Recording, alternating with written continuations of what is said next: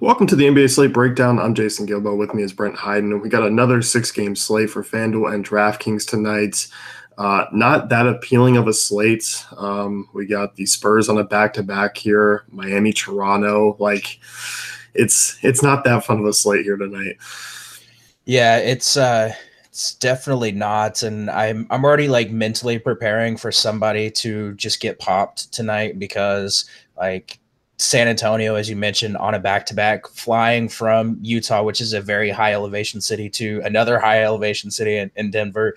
Like this just screams like everybody in the Spurs starting lineup is gonna sit or something. So not looking forward to that. And then the rest of this just I don't know. The slate isn't too appealing. I think it might just be tunnel vision looking forward to tomorrow's 14 gamer. Yeah, 14 gamer. We get two kind of easy six packs to loosen us up for Wednesday. First game here, Miami and Toronto, 206 over under. This game really hasn't. These meetings have not been fantasy friendly of late. Look at like the previous ones. I mean, 90 to 89, 94, 96. Toronto blew out Miami 101, 84 before that. Like these have not been fun fantasy games. No, and Toronto is just obliterating opponents right now. I think it's over the last 5 games. They're winning by an average of 21 points. And I posted on Twitter today about how their bench is just doing a boatload of work for this team. They're averaging 56 points per game over the last 5 games. That's their bench players. No Raptors starter has played more than 30 minutes in the last 5 games, or any of the past 4 games. Sorry. So, uh, man, it's tough to really want to get excited about, getting exposure to this game. So I don't know. It's pretty gross. Yeah, let's look at this Miami side here. I mean, I guess most of these guys are kind of fairly priced. Um, I don't really have a lot of interest, even with the studs here of like Whiteside or Dragic or Richardson. We are talking a little bit about power forward position, especially on FanDuel today, and just how bad it is. But you look at Bam Adebayo. I mean, 5,400. Like he's probably the biggest name that stands out to me. And you mentioned before that he played 10 minutes next to Whiteside in that game. Yeah, I think it's definitely site specific, especially tonight, because everybody on FanDuel is just way overpriced. Everybody on DraftKings seems to be appropriately priced here. It is worth noting, you mentioned Bam Adebayo. I talked about it prior to the Houston game that Eric Spoelstra had really wanted to get those two, both Adebayo and Whiteside, playing minutes together, and that happened against Milwaukee last time out. They played 10 minutes together. They combined for 11 points in those 10 minutes. The duo combined for 27 points and 26 rebounds overall in that game. I think both guys are fine options tonight, and they're two of the only guys that I'm really interested in this matchup. Toronto, 20th in defensive efficiency over the last 10 games against centers. They actually have started to really struggle against big men lately. So I think Whiteside is fine in tournaments. I think Adebayo is fine in all formats. It is a little terrifying, his price being up, and especially coming off a big game. I expect him to be a chalky option. But as you mentioned on FanDuel, power forward is really, really, really bad, especially when probably 7 or 8 of the top 10 players on the power forward section are injured or game time decisions at the moment. Yeah, you look at Whiteside too. Like that FanDuel price is pretty nice on him at 7,600. We're looking at some of the other center options, and they're all kind of in that price range. Same price over on DraftKings. Whiteside would probably be the guy that I get a little bit more exposure to from this Heat side because I think there are better guard options than like Dragic here in this spot. I know his price is down a little bit. Same thing with like Richardson. Like his price is up for me to just kind of say no in this matchup. Yeah, and we don't have Kelly Olynyk in this game, and it's worth noting Whiteside 27.1% usage, 1.4 fantasy points per minute with Kelly Olynyk out, and that's also with Waiters and all these other guys that have been injured for Miami all season long. So he's going to probably play limited minutes, especially against a Toronto team that can go small at times. But if he can get you 28, 30 minutes, I think we're looking at 38, maybe, over a little over 40 fantasy points from him. You mentioned Dragic. I think he's definitely in play on DraftKings at 6,400. FanDuel, I'm probably staying away at his price because he's at 7K over there. But 30% usage, 1.01 fantasy points per minute against or without Olynyk on the floor. I don't expect Wade to eat into Dragic's usage too much. Dragic last game against Milwaukee played really, really bad, shot 9% from the floor, but he still attempted 11 field goal attempts. So I think he's in play, and this is a matchup where he torched the Raptors last time these teams faced off. Played 40 minutes, 10 of 21 from the floor, put up 50 fantasy points. So if you want to take a shot there, I'm okay with it. The rest of this team, though, I'm pretty much off of. Yeah. And on the Toronto side of things here, obviously we'll start with the guards, DeMar DeRozan, Kyle Lowry. You mentioned basically the blowouts. Like that's been the case for Toronto for quite some time now. And, we've seen minutes kind of lack for DeRozan. They're averaging less than 30 over the last, 5 games. We've seen the Fred VanVleet guy just basically play 25 minutes and ball out. If that's the case again, like if you're thinking that Toronto's going to be blowing out Miami here tonight, he'd be a guy that I'd take a look at even at higher price tags. Yeah, like I mentioned when we started talking about this game, no Raptors starter in the last 4 games has played more than 30 minutes. These guys are still priced up. Lowry is the cheapest option on DraftKings at 7,200. He's 76 on FanDuel. I don't mind taking a shot there in tournaments, but the rest of these starters like DeRozan, I'm not paying that price for him tonight if I don't think he's going to get over 30 minutes. And right now there's no need for the Raptors to ride these starters. Like they're comfortable and where they're at right now in the standings, and we're going into the All-Star break where these guys can start to rest. So I expect them to continue to ride the bench as much as possible, and there's no reason not to with their bench playing outstanding right now. So you mentioned Fred VanVleet. I think he's a guy that you can get exposure to here. He's been outstanding of late.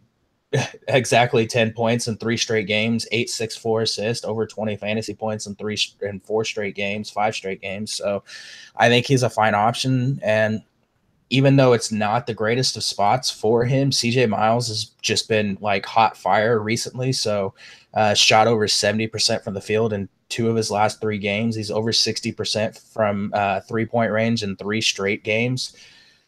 His price is $3,900 across the industry. He's the cheapest exposure to this Toronto side if you're really dying to get exposure there. Yeah, and you kind of look, there isn't a ton of punt value, and Miles is at that price. Like he's $3,800 on FanDuel.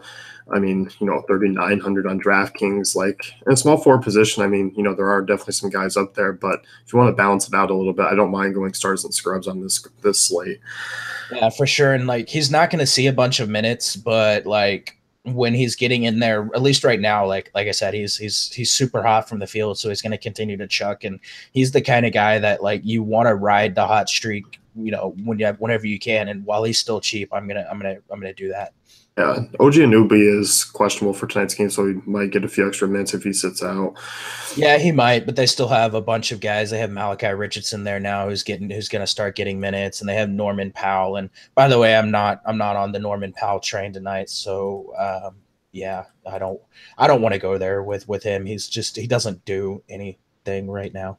Yeah.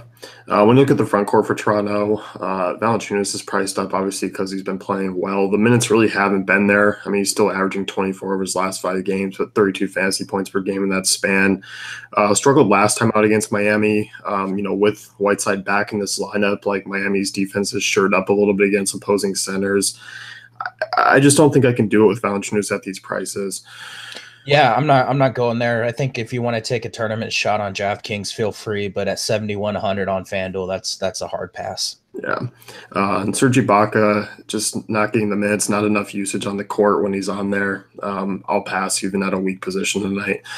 Yeah, I will as well. I'd rather sprinkle in some Siakam exposure or something like that. Like I said, to start off, like I think the bench guys are the way to go tonight. Yep. Atlanta, Milwaukee here, kind of another similar game. Milwaukee favored by 7.5, 209 over under. This is the Atlanta side, been struggling of late. This is another team I'm not terribly excited about. Guys like Dennis Schroeder, like a little too expensive for me on this slate. I'm still going other directions. Bazemore's cooled off. I know Dedmon had the big game, but I don't know how much I'll be going back to the well there.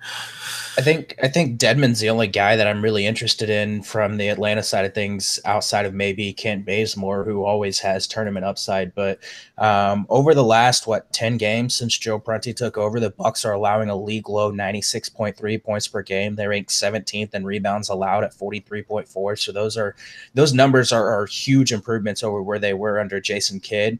They've been significantly better since Prunty took over, and really the only area of weakness has been center for this team. They're still allowing 57.1 fantasy points per game over the last 11 games. It's the fourth most in the NBA. So if I'm going anywhere, it's going to be Dwayne Dedmon. And his price, especially if we're talking cash games, I think he's fine at his current price. He's 5,300 on DraftKings. He is 58 on FanDuel. Those are fine cash game prices. On DraftKings, I definitely don't mind rolling him out there because you can use him at the power forward position.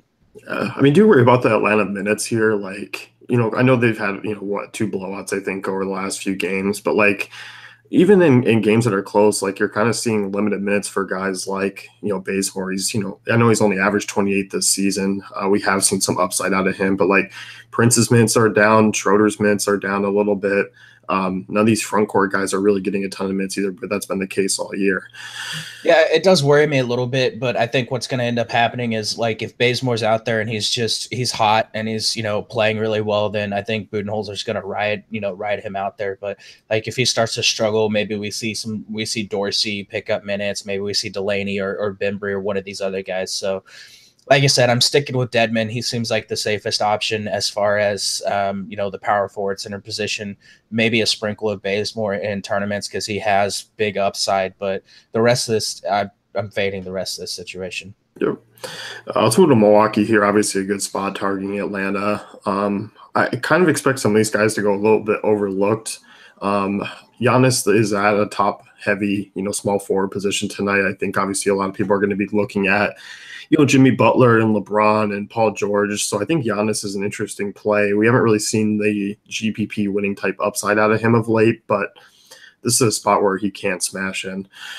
Yeah, he really can, and we've talked about it recently that Giannis's usage rates under Joe Prunty are ridiculous. I don't have the exact numbers in front of me, but I know I think he's over 35% over the last 10 games.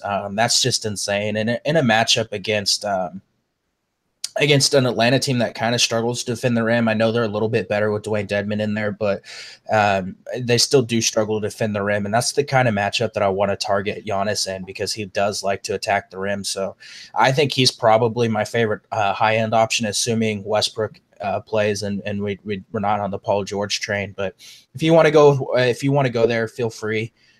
John Henson is out for this game, and obviously we know that Malcolm Brogdon is out as well. That's really good for guys like Eric Bledsoe and Chris Middleton. Both guys performing really well with those two off the floor. Bledsoe, 27% usage rate, 1.14 fantasy points per minute. I think that's since January, the middle of January, whenever they got rid of Rashad Vaughn and Greg Monroe and all those other guys. So I think Bledsoe is a very interesting tournament option here. Again, I'm not necessarily intrigued about paying that price for him too much because he could have a floor game, but I want to get exposure a little bit here, and I think it's going to Giannis and Bledsoe for me. Yeah, I'm with you. I mean, we've seen Bledsoe kind of bounce back. Had a little bit of a rough stretch, but I mean, over 40 fantasy points in 3 of the last 4 games. Once again, he's a guy who does a little bit of everything, can rack up steals. Atlanta is a team that turns the ball over quite a bit. I don't mind the price too much on Bledsoe. I think both sides, he's going to be playable just because I feel like there are limited options on this slate. Yeah, there really are. I think on DraftKings, I do like him a little bit more. He's 7,200. He's up to almost 8K on FanDuel. So that's kind of tough to stomach. But we're talking about a guy that over 3 of his last 4 games, over 40 fantasy points. So, and it's a Atlanta team that has struggled against point guards. They struggle against the pick and roll. Bledsoe, for whatever reason, I can't pull his play type stats on NBA stats because they still have him listed under Phoenix, and it just doesn't work. But when he was in Phoenix in the 3 games he played there, he was one of the most efficient pick and roll ball handlers in the NBA. So I think that translates over to Milwaukee. So if you want to attack him there, then feel free.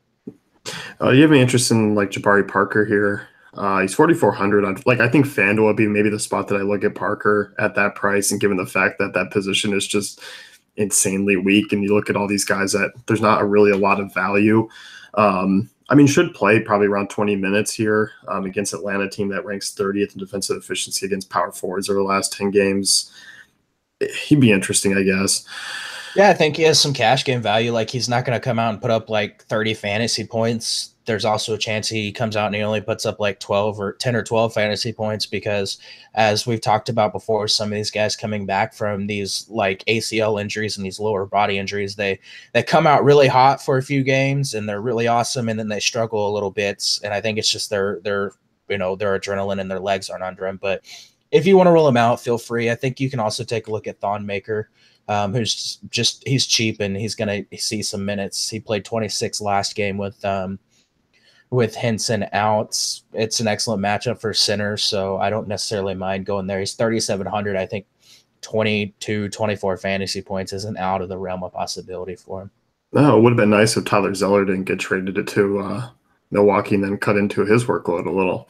Yeah, they have the Plumlees and they have the Zellers, and so that cuts into it a little bit. But I think Maker's a decent option. Yep. Houston, Minnesota next year, 222 total. Starting with this Houston side, who's basically almost entirely healthy. Reese is still out for tonight's game.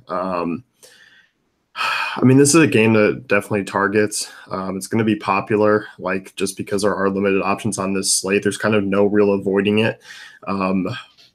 But I'm willing to kind of overlook Harden on this slate. And that feels weird to say because I kind of like some better priced options like Paul, like Capella here in this spot. I think those are my 2 favorite Houston guys. Yeah, I wrote up Paul in the tournament article. He's my favorite option here. We know that the Timberwolves really struggle against point guards. They struggle against isolation, and Chris Paul, one of the best isolation players in the NBA. I think this is a spot. He's coming off a huge game against Dallas. His matchup profile is pretty similar to the Dallas matchup. He put up 25 points, almost had a triple-double. I think this is a spot where he comes out, and I think a triple-double is not out of the realm of possibilities for Paul. So he's definitely a core option for me in this spot tonight. Yeah, the price is right. Even if Westbrook plays tonight, I think I'm going to be looking Paul to just basically save a couple thousand. And then we look at everyone else. I don't mind using Harden if you're playing a bunch of lineups. And you can obviously look at Harden. He did struggle last time out. He's been pretty average outside the Miami game, even with the ridiculous high usage. Still, shots been off a little bit. And you just kind of look like his production drops a little bit with Paul back, just given the fact that the rebounds aren't as extremely high. The assist numbers, it kind of eliminates that slate breaking ceiling. Yeah, I think he's more suited for cash games because you can plug him in at his price and feel pretty comfortable that he's going to get you right around 50 fantasy points as a floor. So that's kind of where I would lean. I don't think he has a tournament winning upside, at least not in this game, in this matchup, because we also have to consider the fact that he's going to be lined up against Jimmy Butler for the majority of this game, and Butler's going to be trying his best to lock him down. So I think that's going to funnel a lot of the usage and a lot of the shots and a lot of the offense to Chris Paul, which is why I'm more into Chris Paul in this spot. Yep. You look at Capella here, he's been playing really well, 16-11 against Dallas, the huge 23-25 game against Denver. Went 20-5 last time out against Minnesota, played just 26 minutes. That game was a blowout. It was 116-98. I don't mind him here, taking centers against Minnesota. That's still the case for me. They rank 16th in defensive efficiency over the last 10 games against centers. Their overall defensive efficiency has slipped in that span as well. Capella's interesting, even at a higher price tag. I like Capella as kind of a pivot off of Towns. Yeah, it's a fine way to go. I still think Towns is the better option here, mostly because you would expect him to be on the floor just even 4 more minutes being under Tom Thibodeau. So I'm going to lean towards Towns, but if you want a GPP pivot off of Towns, because I think he will be a little bit popular, feel free to roll Capella. The rest of this team, I'm not going to chase the like Mbah Mute is starting to get up there, like where his price is pretty high. If you want to roll him out in cash games, feel free. But he is not going to be a guy that you can lean on in tournaments to get you, GPP winning upside. So I'm off in there, and I'm not on the Ryan Anderson or the PJ Tuckers or Gerald Greens or anyone else. No, you just look at the usage rates for basically the rest of the team, and then some of them are just in the single digits over the last 10 games, and that's the case with Mavute here, and he's been over 20 fantasy points in every game over the last 5 outside of the Dallas game. FanDuel at 4,300, like at a lack of options in that spot, like you can go that way. Yeah, and it is worth noting this might be slate changing news. Like I'm dead serious. Troy Williams is going to be waived by the Rockets to make room for Joe Johnson. Oh, man. So that just blow the entire slate up. Like we just can't play anymore. No Troy Williams. It's unbelievable that Houston has like 13 small forwards on their roster. Well, ISO Joe can play, the shooting guard or the power forward position too. So there's that. That's true. I guess Harden's gonna have to make room for his 39 minutes per game. Yeah.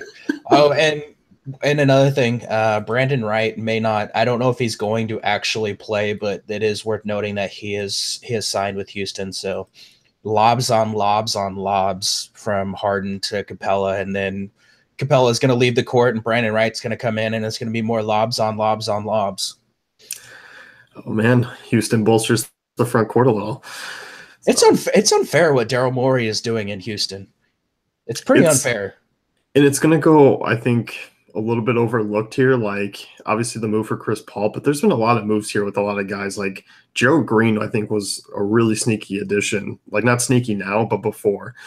And the same goes with like PJ Tucker and Mbah Mute, and like low key, I think this Joe Johnson signing is huge for them because like I know he wasn't a good 3-point shooter in Utah, but we're talking about a guy I think last 2 seasons before going to Utah was like over 40% from 3-point range, and you're adding him to another team that just spreads the floor and chucks from 3. Like low key, I think that's a super like good move for this team. Yeah, definitely. Minnesota here, we'll start with Towns. I'm in agreement. I think he is the top center on the board. When you look at him, I mean, obviously crushed, Houston last time out, coming off a big game against Sacramento. Like you said, the minutes are going to be there. He's another guy doing a little bit of everything. We're starting to see the scoring pick up too of late. Yeah, it's kind of crazy. The game against Sacramento, he had a huge game and he didn't even rack up a double-double. It's only the 10th time this season he has not notched a double-double. I also do know that there is a lot of noise in this statistic and that it's not like things have changed over the past few seasons, but here's how Towns has done against the Rockets over the last 3 seasons. 41 DraftKings points, 33 minutes. 54 DraftKings points, 40 minutes. 23 DraftKings points, 27 minutes. 69 DraftKings points, 43 minutes. 59 DraftKings points, 38 minutes. 73 DraftKings points in 37 minutes. 63 DraftKings points and 36 minutes, and 63 DraftKings points in 37 minutes. He's absolutely, outside of 1-2 games, absolutely destroyed the Rockets in his career. I don't know what it is about the Rockets. He just apparently likes just eating them for breakfast. So I'm all in. I'm just going to keep on riding the Towns smashing the Rockets train here, and he's pretty much another core guy for me with paired with Chris Paul from this game. Yeah, and I'm not one to really bicker about like using historical matchups, and I know things change and obviously usage change and things change, but not much has changed for Towns over the last few years. Not really much has changed for this Houston front court either. Yeah, I mean, outside of just the composition of the team for the Timberwolves, and I mean a little bit for the Rockets, but again, it's a noisy stat. Like you can poke holes in it all you want, but I mean, it's there, and he continues to crush, and he's been really good recently. So I'm just going to keep on riding it, and he's the guy that I have the most exposure to. And then after that, I think Jimmy Butler's in an excellent spot to bounce back from a terrible, terrible game last time out. Other than that, like, I don't know that I want too much exposure to the Minnesota Timberwolves. Like, it's pretty much always going to be Butler and Towns for me, and maybe a sprinkle of Wiggins in tournaments because he is still really cheap. Yeah, that's about it. Like, Taj Gibson's cooled off a little bit. This isn't the greatest spot in the world for him. he is a guy who I think can get you around 20, 25 fantasy points tonight. At 5,400 on FanDuel, you can look his way. I think DraftKings, I might be going some other directions. Jeff Teague, I don't know what to make of him. I mean, he's a guy who struggled in that Chicago game, something you expect him to play well in. Bounce back here against Sacramento.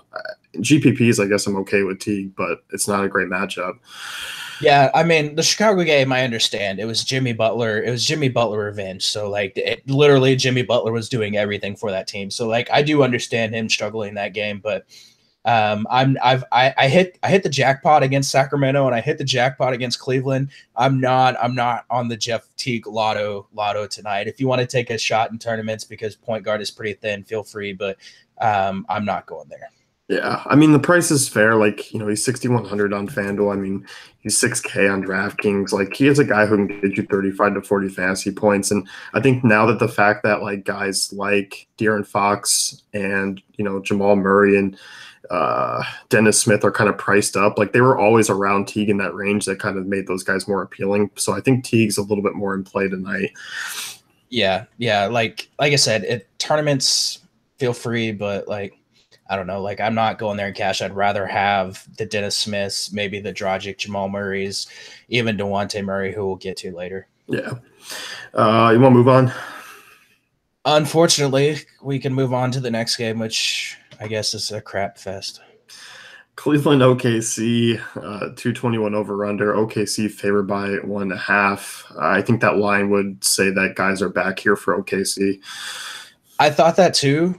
And then like I thought that last game whenever OKC was favored by 8 against Memphis, I was like, there's no way. Like I know Memphis is bad, but favored by 8 against Memphis, Westbrook and them have to play, and then they didn't play and OKC still destroyed them. But I don't know, like after watching that Cleveland game on Sunday against the Celtics, like they destroyed them. Like I don't know, world champion Cleveland Cavaliers coming into OKC, they might blow out the Thunder tonight. This game kind of hinders on Westbrook playing, because like if Westbrook doesn't play, I don't think OKC keeps it close. Like I don't worry about Melo. Like Melo is just the guy. Like I'm not even worried about if he plays or doesn't play tonight.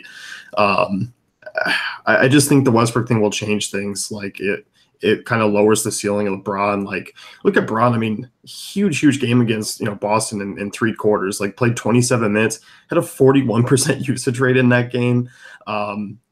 This Cleveland team, like I know it's one game, but they're definitely gelled. They're back. Like there's definitely a different air around that locker room now. Yeah, they're actually having fun. You don't have, Isaiah Thomas pointing fingers and calling people out in the locker room, and Jay Crowder not happy because he's not in the right system. And I don't know, like they looked like they were having fun last game, and I do hope it continues. That being said, like if you want to roll LeBron out there, feel free. I do have a little concern. Like he's going to move down to the power forward position because they're going to start J.R. Smith and Jetty Osman there. I think they still try to stick Paul George on him, and we know Paul George arguably the best defender in the NBA this season. I think he could do a decent job trying to lock down LeBron. That being said, if Westbrook doesn't play and you have, Paul George in his like 50% usage rate, I don't know, at least on offense, I don't know how he's going to be able to handle doing, locking down LeBron at the same time. So if you want to roll him out, feel free. The usage is going to be huge for him, assuming this game stays close. But I think I might try to get a little bit of exposure to the cheaper options in this matchup. Yeah, we kind of look and we saw a lot of guys kind of split time a little bit. Rodney Hood, Jordan Clarkson. You mentioned Osman. Osman's still cheap. Getting a little bit of trust in this Cleveland team. He's interesting tonight, especially on FanDuel at small forward. Like he's only 4,100. Minutes should be there again.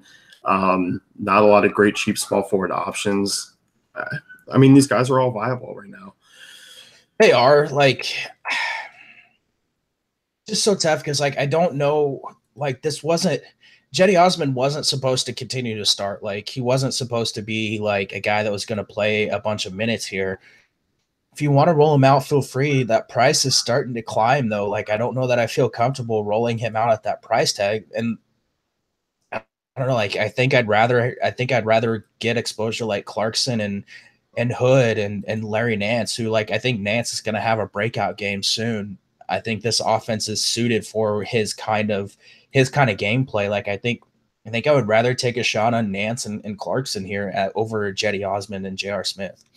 Yeah, I mean, I like those guys. Do you like Smith here? Like, he's the cheaper of the bunch that you just mentioned. Like, good game against the Celtics. I still expect his minutes to be, right around 28, 30 per game. And I know he did have a couple extra peripheral stats, which he's not usually known for, and he did shoot lights out. But I don't mind Smith either here.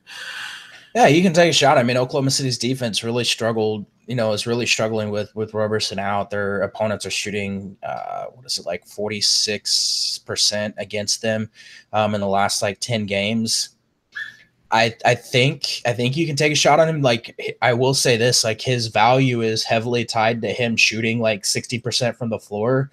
And if he's not doing that, he's going to sink your lineup. So it's worth taking a shot, but like I said, I think I'm still going with the Hoods, Clarkson, and Nance's here, and hoping that they break out and have big games.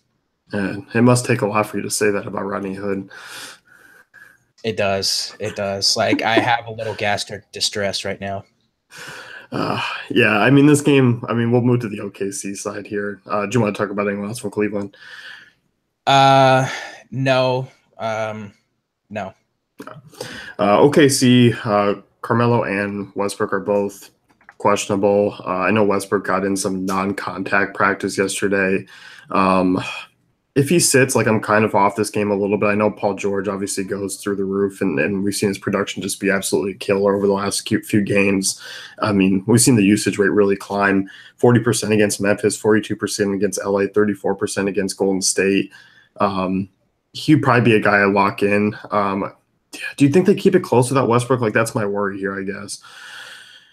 It is my worry a little bit that they're not able to keep it close. But that being said, what was it, the Lakers game that they weren't able to keep it very close? He still played 34 minutes and put up 50 fantasy points. So, like, they're going to try. Like, he's going to play a bunch of minutes if they're going to try to win this game. So if Westbrook is out, I think you still just roll Paul George out there and eat the cost on him. And then, like, Raymond Felton still probably a little too cheap if Westbrook is out. I do have a little concern. Like, George Hill actually looked pretty freaking good on defense in that Boston game. Like, now that he's out of Sacramento, he's actually trying and going back to playing solid defense. So that does concern me a little bit, but I still think Felton probably too cheap for his upside. Yeah, I don't mind Felton. When you look, I mean, if Carmelo Anthony's out, like, we've seen a couple of guys get some more run. Patrick Patterson and Jeremy Grant. Grant's usually the guy I have the most interest in. Yeah, but he's up to like 5K on DraftKings and 4,900 on both sites. Like, his upside is pretty capped in that spot, and he's still not playing outside of the Golden State game. He's still only playing like mid-20s in minutes, but like, he does have the rebound upside. He's very athletic, and he could end up actually guarding LeBron James if Melo is out. So we could see him try to mirror most of those minutes. So I don't mind going there, but his price is really tough to stomach. Yep. What do you think about Adams tonight here? He played really well against Cleveland in limited minutes last time because of the blowout and put up 40 fantasy points. But this is another one, like, we just saw Cleveland just become this completely different team. Like, the effort was really there. Yeah, it's the same story as pretty much every other center on tonight's slate. Like, I'd rather pay, if I'm paying, like, he's 6,800 on DraftKings. Like, I don't want to pay that price for him. I'd rather pay down and get Willie Cauley-Stein on FanDuel. I'd rather pay up a 2,000 more and get like Karl Anthony Towns. Like, I'm not paying 7K for Steven Adams in this matchup. If Melo plays, you have any interest? No. Fair enough. And then as this, I mean, if Westbrook plays, like, he's kind of the same way I view Harden. Probably has a little bit more upside than Harden, I think, on tonight's slate. I don't mind him. I'm going Chris Paul for cheaper, much cheaper.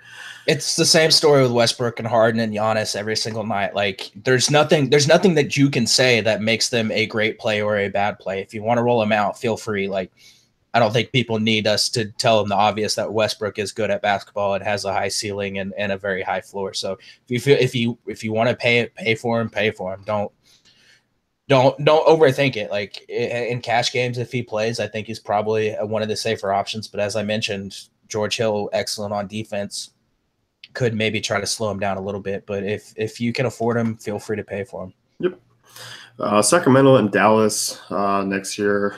Start with the Sacramento side. Let's talk Willie Cauley-Stein. I mean, the price tag is vastly different on both sites.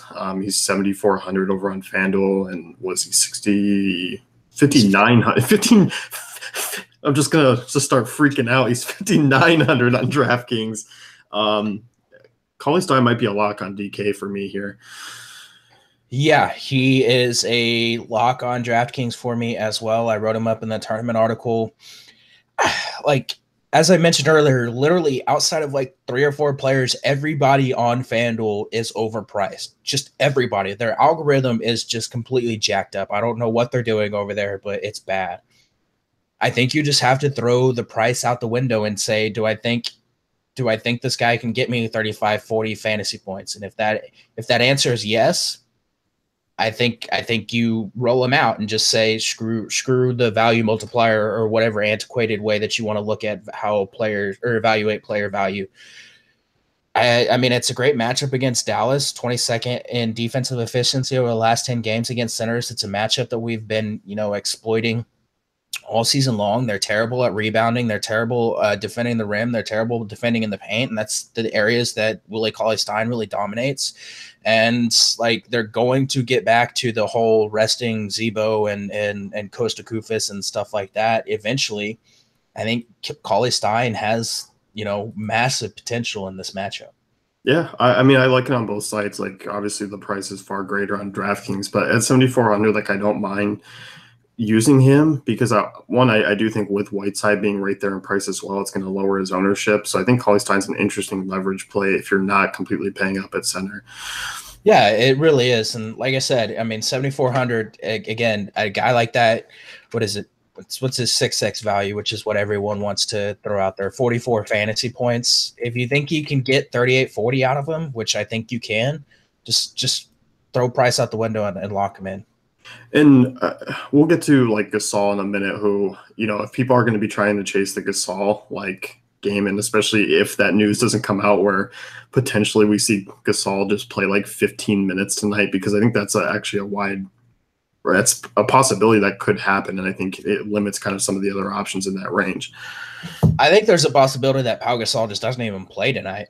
But I hope it's not told to us. Because I mean, I think you and I can expect it. And I think, people should expect it if they're listening to us, because if we don't get that news and we see Gasol at 20% and he's only going to play 15 minutes or doesn't play at all, like, that's news that people should be aware of. Yeah. And it's Popovich. So there's a decent chance that they come out and say like, he's questionable, or Popovich is like, I don't know what lineup I'm going to use, or whatever Popovich wants to do. And then they come out and they just, they don't start him and they start like Joffrey Laverne or something. So I think Cauley-Stein, especially on DraftKings, is an excellent pivot off of Pau Gasol if you think that there's a chance that Pop could pop tonight. Yep. You want to talk front court? I mean, Randolph, like, I'm not really interested. Kufos, like, I'm not really interested in these guys here tonight. Not really. Like, I think it's interesting to note that, like, Kufis is 4,300 on DraftKings. That's a little tough. He's 41 on FanDuel, but we are talking about a guy that's like over a fantasy point per minute. Played 24 minutes against Minnesota. I don't expect him to get a bunch of minutes tonight, but I mean, he's worth a tournament flyer if you're building a bunch of lineups. Randolph, I don't really want to pay that price for him. I think I have more exposure. I want to have more exposure to the backcourts if I'm looking anywhere else other than Willie Cauley-Stein. Yeah, let's talk backcourt guys here. When you look at kind of the recent stretch, I mean, De'Aaron Fox has been solid. The minutes are going to be there. Had the down game against Chicago, but has been solid, right around 30 fantasy points in 4 of the last 5 games. Him and we've seen Bogdanovich bounce back. Like, he had a rough shooting spell. He's bounced back a little bit here. He's another one where, you've mentioned this several times on the pods, where he does do a little bit of ball handling. We've seen 15 assists over the last 3 games. With him bouncing back and not being at an insanely high price tag, like, I'm okay with both those guys. Yeah, I think both guys are in play. I had this conversation on Twitter the other day. Like, I think Bogdanovich is actually the better rookie on that team. Like, I definitely, and I don't think people realize that he's really, really, really good. At his Kings price, probably don't even realize it. Kings definitely don't realize it. They still think that Buddy Hield is the second coming of Steph Curry, and Bogdanovich is like just not any good. But he's 30 minutes over the last 3 games, double-digit field goal attempts in back-to-back games. It's a good matchup against Dallas. I think he's an excellent option here. And you mentioned Fox. I mean, minutes are going to be there. He doesn't have George Hill, riding the bench behind him.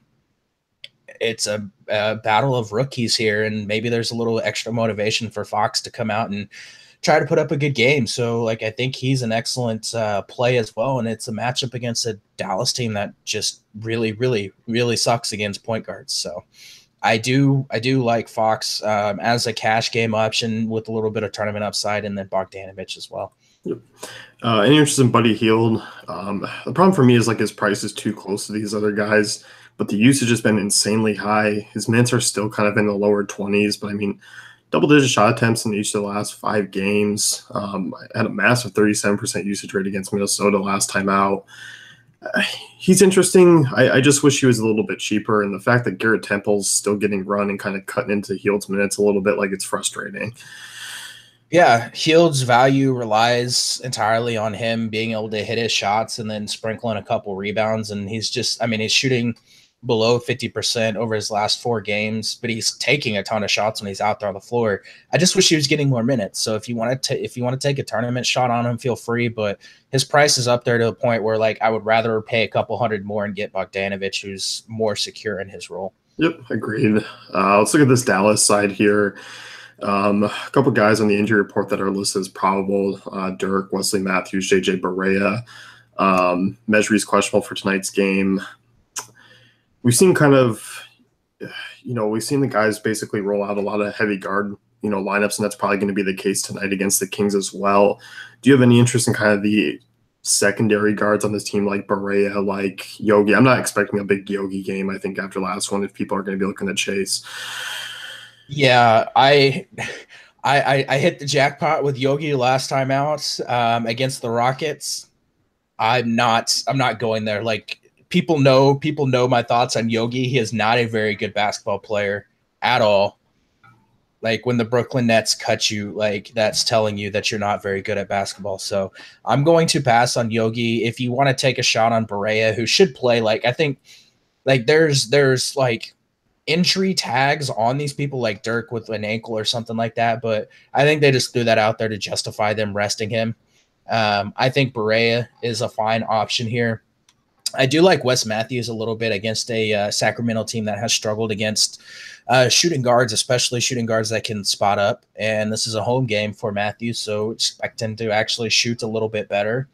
I think he's a great tournament option even at his current price. He's fine in cash as well, but I think mostly I'm gonna be riding the Dennis Smith Jr. train and hoping that he's able to take advantage of the De'Aaron Fox rookie narrative here. Yeah, I like Dennis Smith. I will say I'm not completely in love with the price tags being in the 7K range, but I think on tonight's slate, I'm going to have to just shut up and deal with it. Great spot for him. Usage has been there. Minutes have been solid of late, so I don't mind going that direction.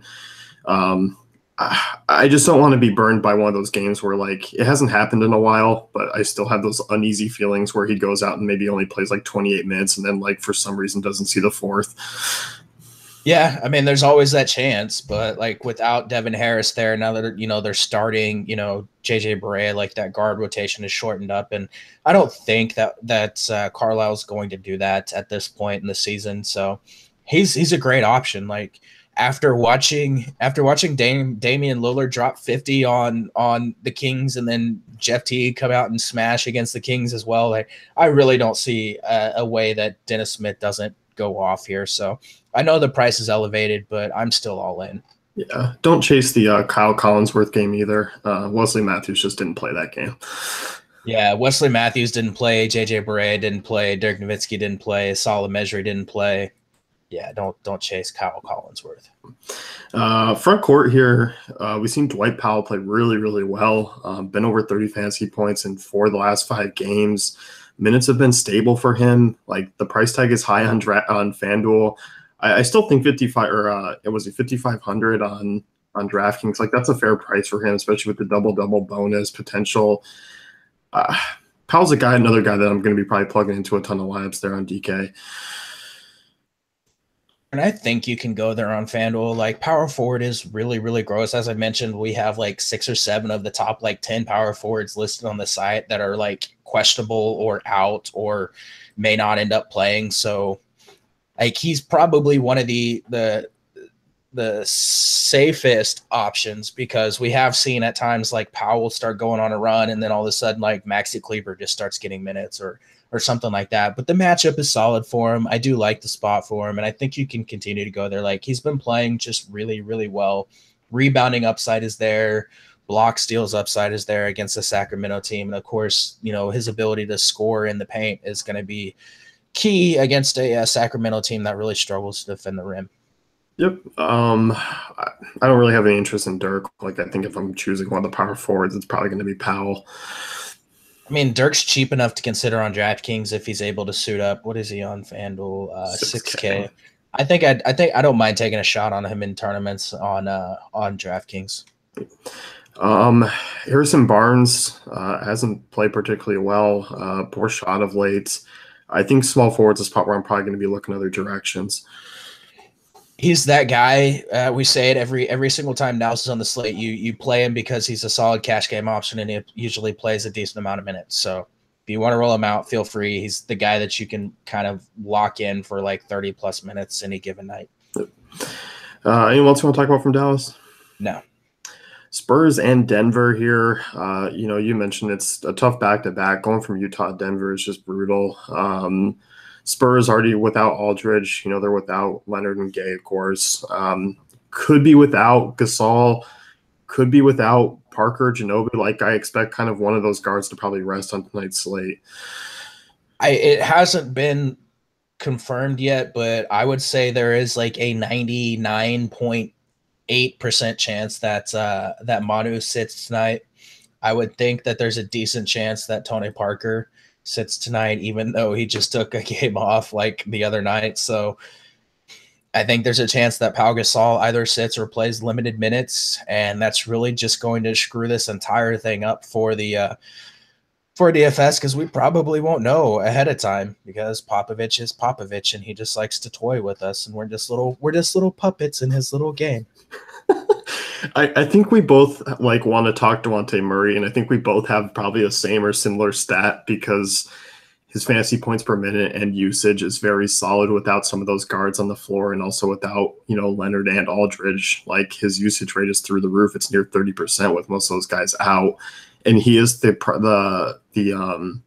point guard that I feel like is just underpriced, I guess, on both sides. Yeah, he's like the only. I mentioned there were like 3 or 4 guys that are appropriately priced on FanDuel, and he is pretty much one of them. He's 5,500 over there. He's 57 on DraftKings. He's probably the safest option. Like he's not going to get popped, or he shouldn't get popped. That being said, it's Popovich again. Where dance puppets dance.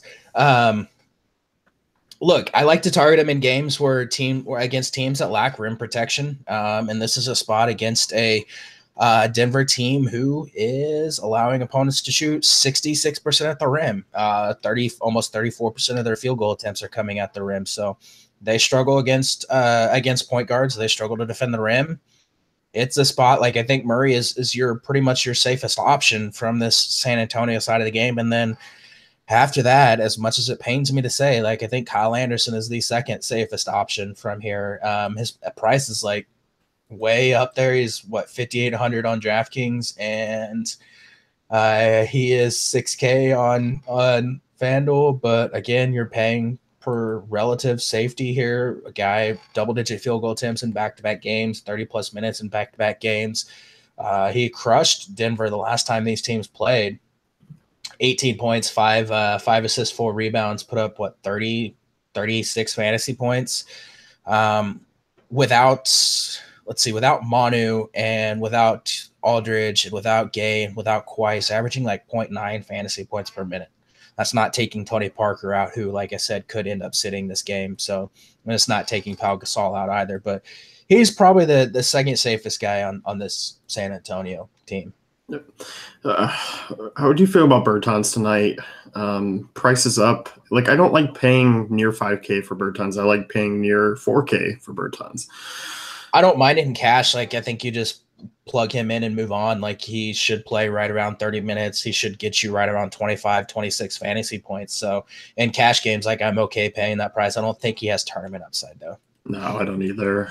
If Gasol's out, it leaves a pretty limited front court.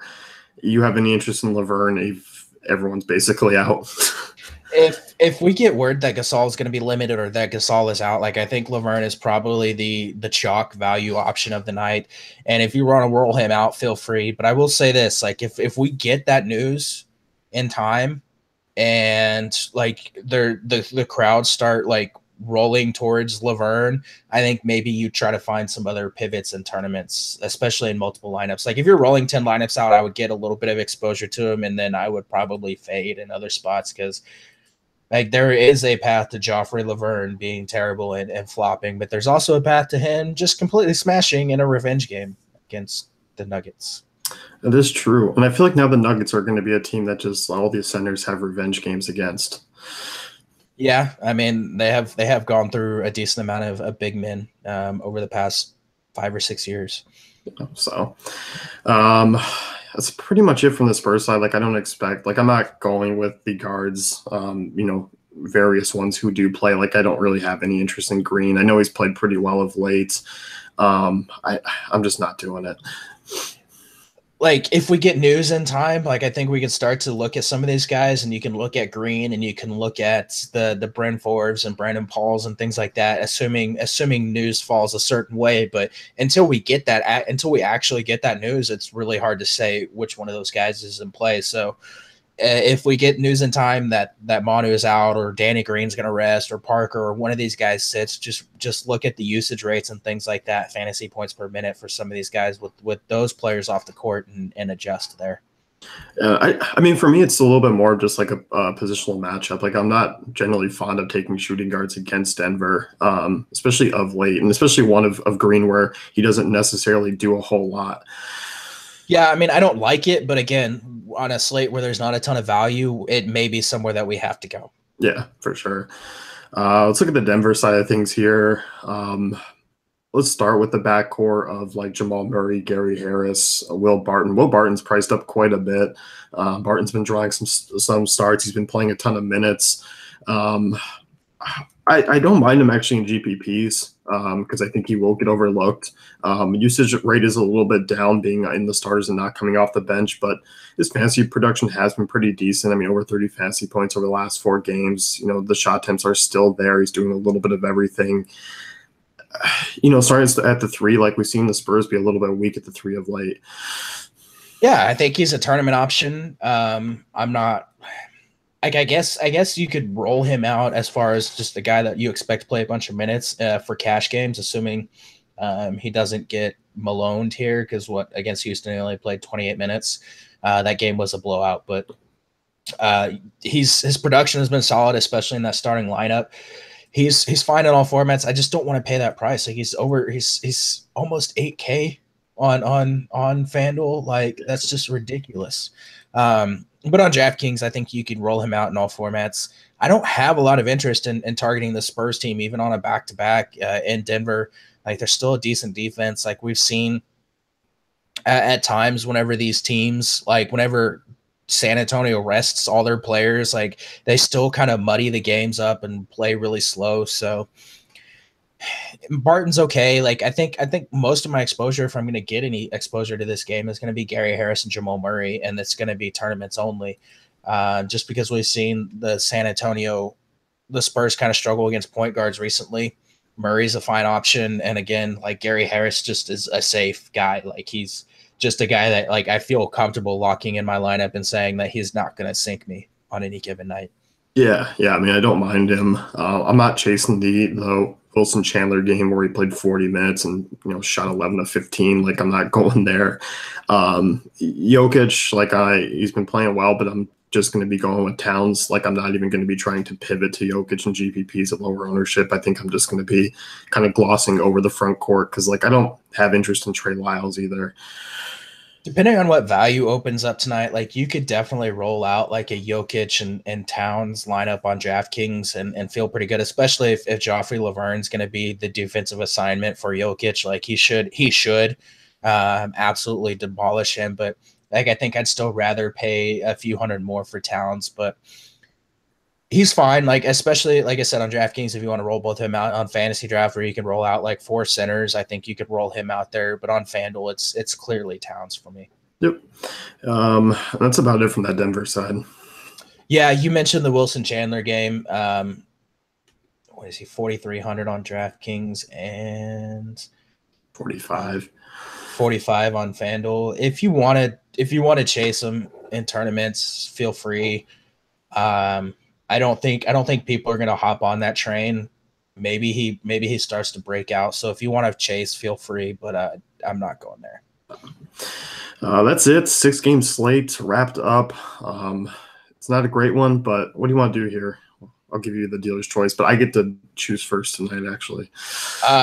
What player is going to be the DNP rest after lock? All right. Well, let me just go to this Spurs roster and take a look, and I'll say Pau Gasol. Pau Gasol. I'm going with LeBron James. Wow. My computer is too expensive for me to spit coffee all over it. So I still think there's going to be I think we're going to get a LeBron rest game before the All-Star break. Like I think it's coming. So do the Cavs play tomorrow? I believe so. They have to, right? Because I know they don't play Thursday, and I think every team has 2 games this week. Yeah, they should play tomorrow. So let's see. Oh, maybe not. Overlooking. They do not. Oh, yeah. So this is their last game before the break. Maybe it's not a hot take after all. Man, I guess not. All right. Well, if that comes about, I'm going to quit DFC. And you're ready to leave DFC as well. Yeah, I mean, if Melo and Jello don't join the crew soon, I'm outie. I don't care about my contract. I'm out. Jello. I think the name Jello just makes me laugh way too much. That's going to wrap it up for us. You can head over to fantasycafe.com. Check out Brent's GPP article, cheat sheets, optimizer. I'm going to go to bed right now because we got a big 42-game slate to break down tomorrow.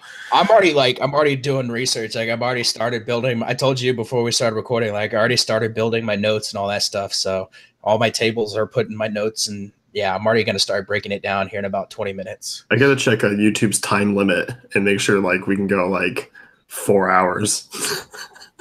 I hope it doesn't take that long.